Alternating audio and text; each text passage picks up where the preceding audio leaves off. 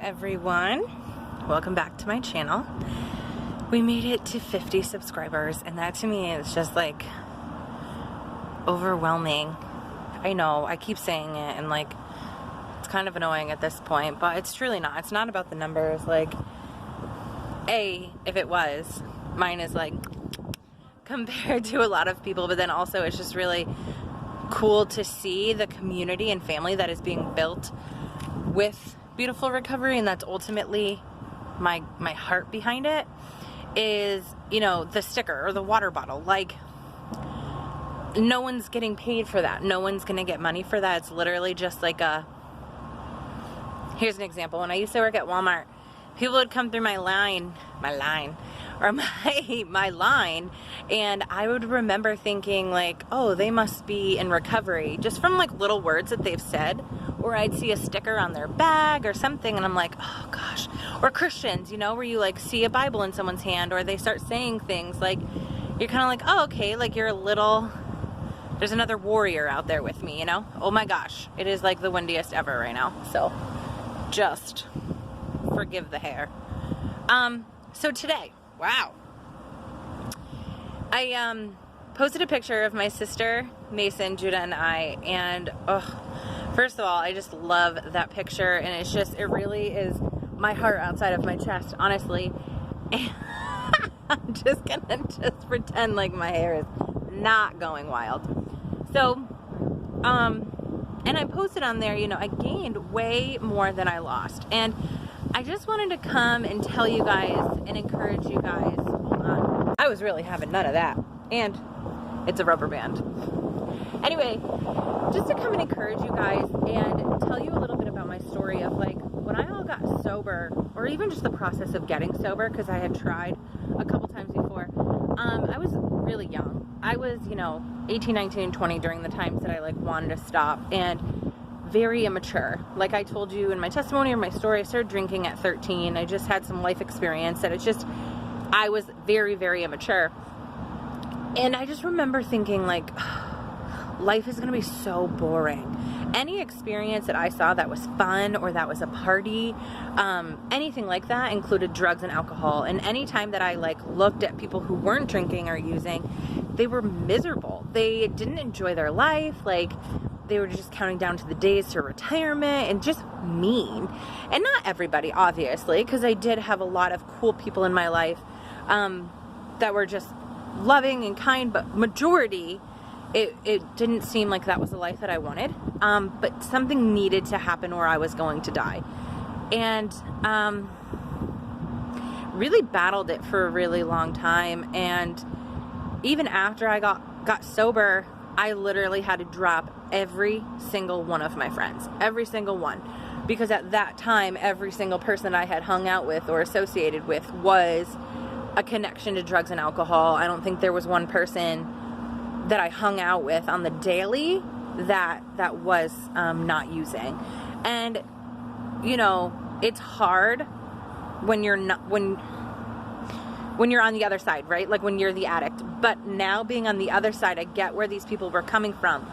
Prior to me dumping all of these friends, I had a couple people in my family and friend group that said, we love you, we are not going to watch you die, and until you get clean, we can't associate with you anymore. So when I tell you I did not, I hope that wind is not so loud in this video. It's going to be pointless. That would be super sad.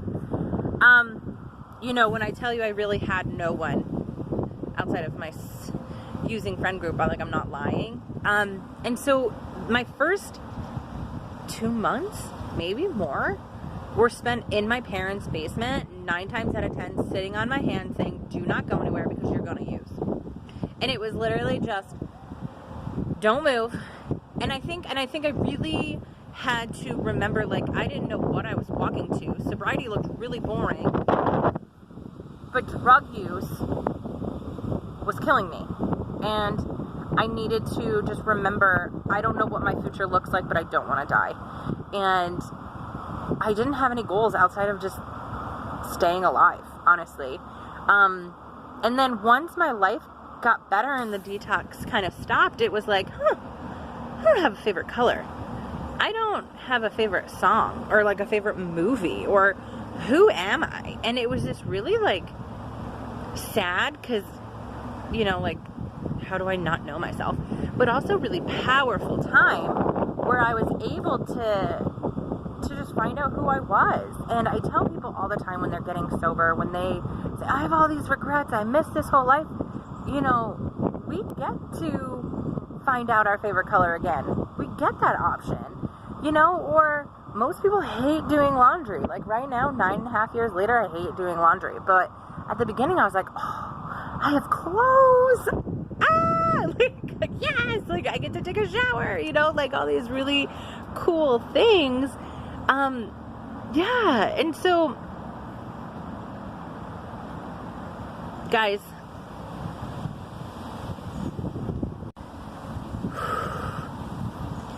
if you're at that spot in your life where you know that you should probably change it, you should probably either go to a rehab, get clean and sober, or you are on day 2 or day 5 of detox. I'm here to tell you it gets better. It gets so much better. I remember those days in my parents' basement thinking, why did I get clean? This is so dumb. My body hurts. I'm depressed. My emotions are everywhere. I have no friends, no job, no money. Like, why am I doing this, you know?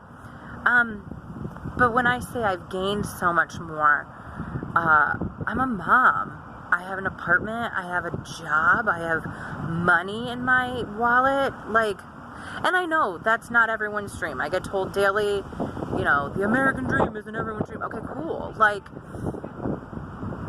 whether you choose to travel, to be able to provide for that traveling, to remain physically clean and have good hygiene, whatever your goals are. But for me, yes, it was the physical, where I got Judah. I get to be an amazing mom. I get to be present. I get to care about his emotions and his growth and his safety. I get an apartment that I try to clean all the time, for the love of God, dishes and laundry forever, or just a job. Like, do I like being away from my kid, or am I passionate about it? Not necessarily, but I am truly, truly grateful that I get to be an employee to somebody, that I get to show up every day, that I get to be on time and represent myself well. I get to have conversations with people on the daily about sobriety and about Jesus and just how he's changed my life, or just get a relationship with Christ. Like when I was all using and everything like that, like the hatred I had for myself and to anything outside of me, I just hated everything, you know? But then like my relationship with my sister and brother-in-law and mom and family and nephew, it's just like, I get to show up. I get to be there. And not only like do I get to be invited, because let's be honest, a lot of us stopped getting invited to places because we were an embarrassment, to say the least. But even when we were invited, we were drunk or high or made a scene. And like now we are actually a joy to be around. So guys, just keep holding on. Really, just keep holding on. It gets better. Get in community. Young People in AA is international, you guys. It is a tremendous group of people. My first birthday was my 21st, and I got to go to like a rager house party, but every single person there was sober. I've gone to go to like a 4-story rave, if you will, where there was just music on every floor and 24-hour meetings all the time. Celebrate Recovery is a Christian 12-step program for any hurt, hang-up, or habit. We have ours in Latham. Join a small group. Just get around other people who are fighting this war and are doing it well, and you don't have to do it alone, really. But if you feel stuck, or if you're too afraid to leave your house, or it's just a little bit overwhelming, know that I'm here, I'm with you, and it gets better. It gets better. Just keep going. I love you.